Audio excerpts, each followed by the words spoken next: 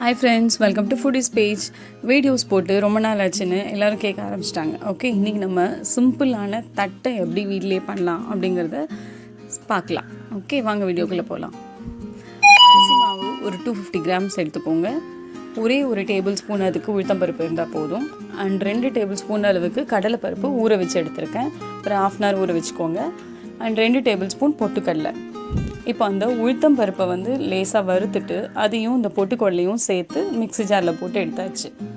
ஓகேங்களா, இப்போ இதையும் நம்ம அந்த அரிசி மாவோடு சேர்ந்து மிக்ஸ் பண்ணிடலாம்.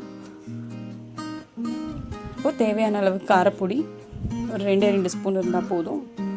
உப்பு ஆட் பண்ணிக்கோங்க. அப்புறம் பெருங்காயப்பொடி. ரவா ஆக்சுவலாக ஒரு 50 கிராமுக்கும் கம்மியாக இருந்தால் கூட போதும். ரவா ஆட் பண்ணிக்கோங்க, அப்போ தான் கிறிஸ்பினஸ் நல்லாயிருக்கும். அப்புறம் கருவேப்பிலையும் நம்ம ஊற வச்ச கடலைப்பருப்பையும் இதோடு சேர்த்து நல்லா மிக்ஸ் பண்ணிடலாம். தண்ணி விடுறதுக்கு முன்னாடியே ஃபர்ஸ்ட்டு நல்லா மிக்ஸ் பண்ணிங்கன்னா அந்த உப்பு எல்லாமே நல்லா ஸ்ப்ரெட் ஆகிடும். ஓகே, இப்போ கொஞ்சம் கொஞ்சமாக தண்ணி விட்டு மிக்ஸ் பண்ண ஆரம்பிச்சிடலாம். நம்ம சப்பாத்தி மாவு பதத்துக்கு இது பிசைஞ்சிட்டோன்னா போதும். கொஞ்சம் சூடான எண்ணெய் நம்ம இதில் ஆட் பண்ணிக்கிட்டோன்னா இன்னும் அந்த முறுமுறுப்பு தன்மைக்கு ஹெல்ப்ஃபுல்லாக இருக்கும். ஸோ கொஞ்சம் கிறிஸ்பியாக வரணும் அப்படின்னா கொஞ்சம் சூடான எண்ணெய் விட்டுக்கோங்க.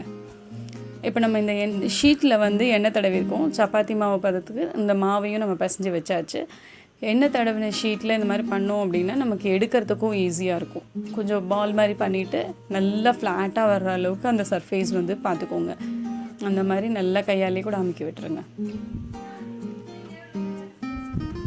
ஓகே, இப்போ நான் எதுக்கு பெருசாக பண்ணியிருக்கேன் அப்படின்னா, நான் ஒரு மெஷர்மெண்ட் கப் வச்சு அப்படியே நம்ம கட் பண்ணிடலாம். இப்போ இந்த மோல்டு தான் நமக்கு இப்போ இருக்குது. ஸோ இந்த மோல்டை வச்சு ஈஸியாக எடுத்துடலாம். கரெக்டான ஈக்குவலான இந்த சர்க்கிள் ஷேப் நமக்கு கிடைக்கும்.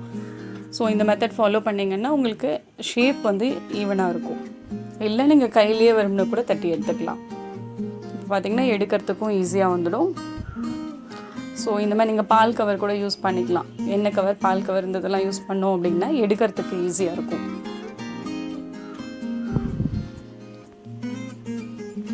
ஓகே, இப்போது லெஃப்ட் அவுட் மாவை திரும்ப நம்ம அதோட சேர்த்து திரும்ப அதையும் இதே மாதிரி பண்ணிக்கலாம். இப்போ எண்ணெய் நல்லா சூடாகிடுச்சு கடாயில். இது நம்ம போட்டு பொரிச்சு எடுத்துட வேண்டியது தான்.